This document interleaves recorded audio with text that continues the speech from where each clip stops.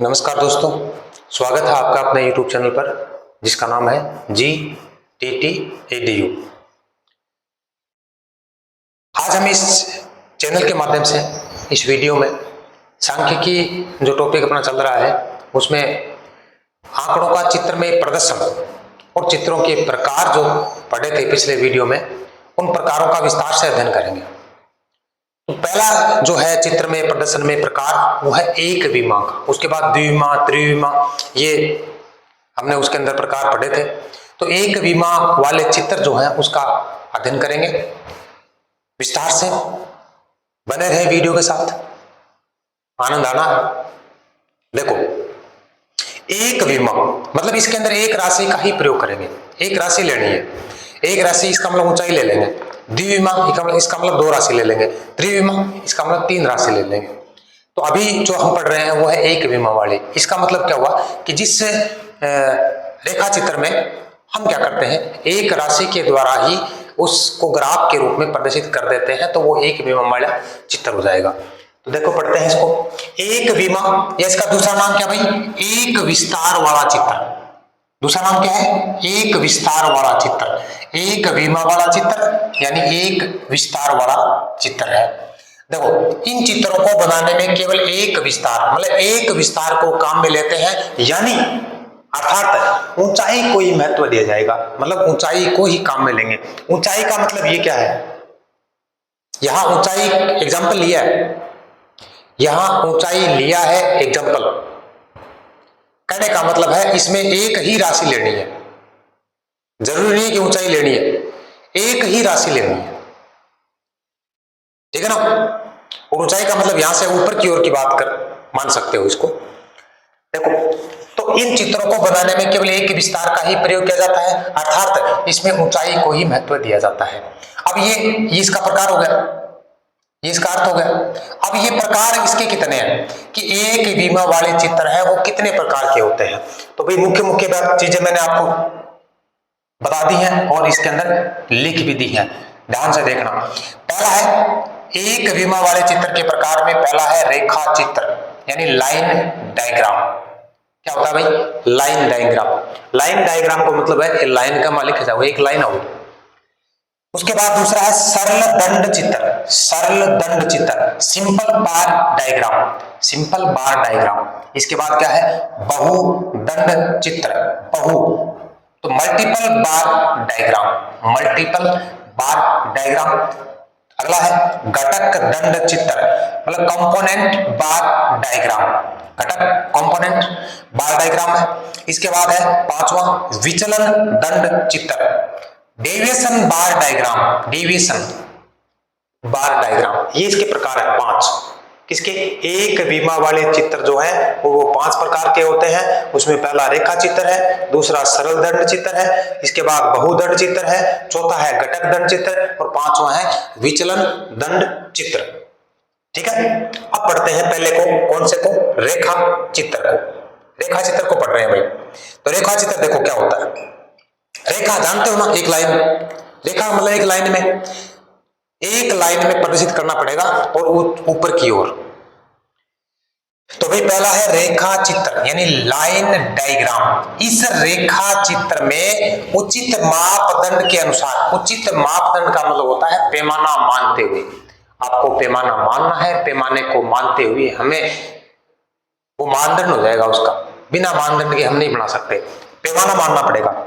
मतलब उचित मापदंड लेना है, मापदंड है उसके अनुसार प्रत्येक मूल्य, मतलब जो मूल्य आपको दे रखा है, ये ऊंचाई का मतलब यहां पर मूल्य है भाई, जो मूल्य आपको दे रखा है उस प्रत्येक मूल्य को बराबर खड़ी रेखाओं में, बराबर खड़ी रेखाओं में मतलब ऊपर की ओर खड़ी रेखाओं में बनाया जाता है या उन रेखाओं को खींचा जाएगा।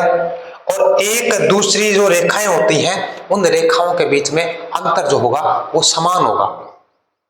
मुख्य बात कौन सी है कि जितने भी मूल्य आपको दे रखे हैं उन मूल्यों को खड़ी रेखा के रूप में हम ऊंचाई की तरफ उनको खींचते हैं, ठीक है। और प्रत्येक रेखा जो खींची जाएगी हमारे द्वारा वो मापदंड के अनुसार खींची जाएगी और उन रेखाओं के बीच में अंतर क्या आएगा, समान आएगा। तीन बात है इसके अंदर, मुख्य बात कौन कौन सी, मूल्यों को खड़ी रेखाओं के रूप में खींचेंगे, और जो रेखाएं खींची जाएंगी वो उचित मापदंड के अनुसार खींची जाएंगी। और तीसरी बात है कि रेखाओं के बीच के अंदर जो अंतर आएगा, जो गैप है, वो गैप क्या होना चाहिए, एक समान होना चाहिए। ठीक है। फॉर एग्जाम्पल ले रखा हमने, एग्जाम्पल में सीरियल नंबर है, सीरियल नंबर का 5 जने हैं, 1 2 3 4 5 व्यक्ति हैं कोई, और पांचों की सैलरी दे रखी है। सैलरी को मतलब जानो ना, वेतन।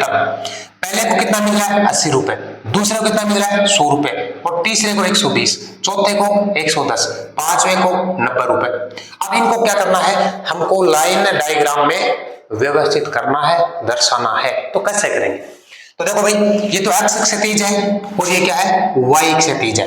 तो ऐसे आपको क्या करना है, x और y दोनों खींच लेनी है। ठीक है।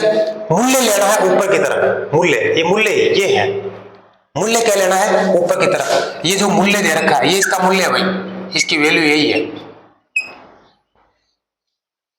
इस वैल्यू का करना ऊपर की तरफ लेना। तो यहां ले लिया हमने सैलरी, और यहां ले लिया नंबर ऑफ पर्सन, आदमी कितने हैं, ये नंबर ऑफ आइटम भी कर सकते हो, ये कि आइटम कितने कितने हैं। तो आइटम जो भी आपको दे रखे हैं, तो ये मूल्य नहीं है, मूल्य ये है इसका। तो आपने सीरियल नंबर लिया इधर, तो ये पैमाना मानोगे तो ये कॉलम है बराबर, इसके बीच में जो गैप होना चाहिए ना, ये क्या होना चाहिए, एक समान होना चाहिए। गैप क्या होना चाहिए, एक समान। ये बात आ गई। मापदंड मान लिया आपने, तो ऊपर की ओर देखो, यहां मैंने इसको थोड़ा सा कन्वर्ट कर दिया कि छोटा कर दिया। तो हमने 0 से किससे चालू किया, 70 से, 10 20 30 40 50 60 70 80 90 100, इस प्रकार से आप बढ़ा सकते हो, 10 से चालू कर सकते हो आप। तो 70 है, फिर 80 है, फिर 90 है, 100 है, 110 है, 120 है। इधर क्या है, 1 2 3 4 5, ये 5 आ गए, ये कितने आ गए, 120 तक आ गए। अब क्या करना है, बात करते हैं नंबर 1 की। नंबर 1 की सैलरी कितनी है, 80, तो नंबर 1 ये है, और 80 के सामने ये लगाया और ये खड़ी लाइन आपने बना दी, तो ये प्रदर्शित हो गया कि पहले को कितना वेतन मिल रहा है, सैलरी इधर पहले को कितना है, 80 रुपए मिल रहे हैं, दूसरे को 100 रुपए मिल रहे हैं, तीसरे को 120 मिल रहे हैं, चौथे को 110 मिल रहे हैं, और पांचवें को 90 मिल रहे हैं। तो ये है भाई रेखा चित्र, पहला प्रकार। इसका एक बीमा वाले चित्र में पहला प्रकार है रेखा चित्र का, जो मैंने आपको बताया है। इसको उतार ले, अगला पढ़ते हैं दूसरा।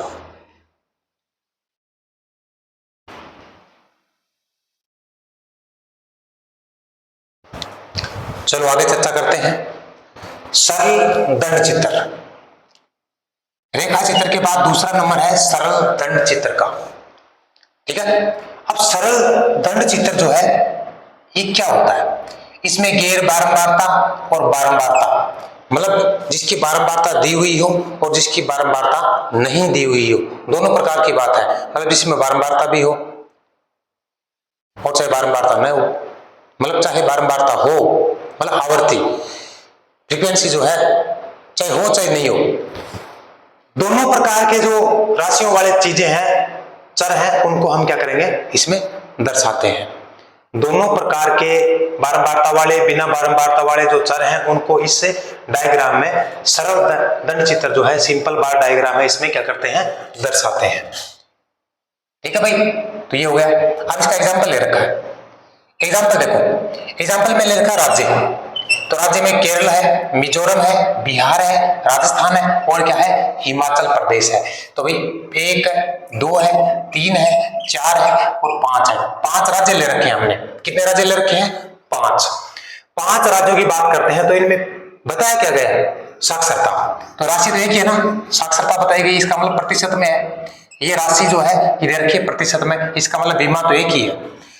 केरल में कितनी है, 94%, मिजोरम में 51.3%, बिहार में 61.8%, राजस्थान में 66.1% और हिमाचल प्रदेश में है 82.8%। अब देखो ये y ले रखा है, ये ले रखा है x। ठीक है। तो y पर क्या लिखना, ऊपर की ओर क्या लिखना, ऊपर की ओर लिखना है हमें जो राशि दे रखी है, जो बीमा है वो लिखना है ना, जो मूल्य है वो लिखना है। तो साक्षरता मूल्य है, और ये इस साइड में क्या आएगा, राज्यों के नाम, मतलब केरल है, मिजोरम है, बिहार है, राजस्थान है, हिमाचल प्रदेश है। ये नाम ऊपर वाले नीचे लिख दिए, और ये राशि जो है वो लिख दिया ऊपर की तरफ। अब बात करते हैं केरल। तो देखो इसको आपको दंड चित्र को पैमाना मानते हुए बनाना पड़ेगा। तो देखो ये आयताकार बॉक्स आपको नजर आ रहे हैं, इसको आप, मैंने ऐसे लाइन की है, इसमें आप इसको कलर कर सकते हो, अंदर से कलर कर सकते हो, ठीक है। तो ये क्या है, केरल। तो केरल की साक्षरता कितनी है, 94%। तो देखो भाई ये डब्बा किसको बता रहा है, 94% को बता रहा है, ठीक है। इसके बीच में जो गैप है ये क्या होना चाहिए, निश्चित होना चाहिए, ठीक है। दूसरा है मिजोरम। तो मिजोरम क्या बता रहा है, मिजोरम में कितनी है, 91.3। तो मिजोरम वाला डब्बा कितना बता रहा है परसेंटेज, 91। देखो भाई 80 और 90 की 100 के बीच में आ रखा ना, तो 91% बता रहा है। इसके बाद बिहार की बात करते हैं। तो बिहार में कितना, 61.8। तो बिहार वाला डब्बा कितना बता रहा है, 60 से ऊपर, जस्ट ऊपर, तो 61.8% बता रहा है। राजस्थान वाला कितना है, 66.1। तो देखो राजस्थान वाला कितना बता रहा है, 66.1% बता रहा है। और हिमाचल प्रदेश वाला तो इसमें 82.8% है। तो देखो 80 से ऊपर जाएगा, तो ये डब्बा जो है कि 80 से ऊपर आपको साक्षरता दर बता रहा है। तो इस प्रकार से जो डायग्राम बनते हैं ये होते हैं सरल दंड चित्र। कौन से होते हैं, सरल। तो अभी तक कितने पढ़ लिए, 2। कौन कौन से, एक तो है एक बीमा में रेखा चित्र वाला, दूसरा है सरल दंड चित्र। अब पढ़ते हैं बहुदंड चित्र। तीसरा प्रकार है भाई बहुदंड चित्र, मल्टीपल बार डायग्राम। मल्टीपल बार डायग्राम ये पढ़ना है। अब देखो ये क्या होता है, इसमें क्या होता है भाई, दो या मल्टी, बहु का मतलब ज्यादा होता है, तो 2 या 2 से अधिक संबंधित समूह के जो आंकड़े हैं उनको इसमें क्या करेंगे, दर्शाएंगे।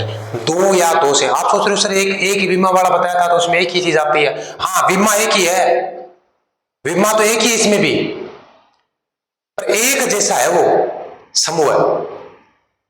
जैसे साक्षरता दे रखी है तो उम्र के हिसाब से उसको डिवाइड कर दे कि 60 साल से ऊपर वाले जो व्यक्ति हैं उनकी साक्षरता दर ये है, 40 से 60 वाले जो हैं उनकी साक्षरता दर ये है, और 20 से 40 वाले हैं उनकी साक्षरता दर ये है। तो भाई है तो साक्षरता ही, तो समूह बन गए 3, 60 से ऊपर, 40 से ऊपर और 20 से ऊपर, बन गया ना समूह। तो ये समूह की बात कर रहे हैं, है साक्षरता ही। तो एक से ज्यादा यदि समूह के रूप में संबंधित समूह है आपस में जुड़े हुए हो और उनके आंकड़े यदि आपको दर्शाने हो तो कौन से दर्शाएंगे, किस में दर्शाएंगे, बहुदंड चित्र में, यानी मल्टीपल बार डायग्राम में दर्शाएंगे। एग्जांपल ले रखा हमने, राज्य है और साक्षरता दर है। एक तो राज्य ले रखा है, एक क्या ले रखा है, साक्षरता दर ले रखा है। तो राज्य में देखो क्या ले रखा है, केरल ले रखा है, मिजोरम ले रखा है, बिहार ले रखा है। और साक्षरता में हमने महिला ले लिया, पुरुष ले लिया।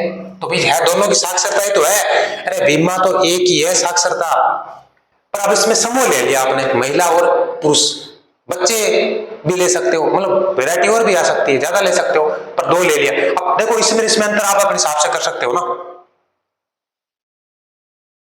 समझ आई ना बात। तो महिला और पुरुष है, ठीक है। अब देखो केरल में महिला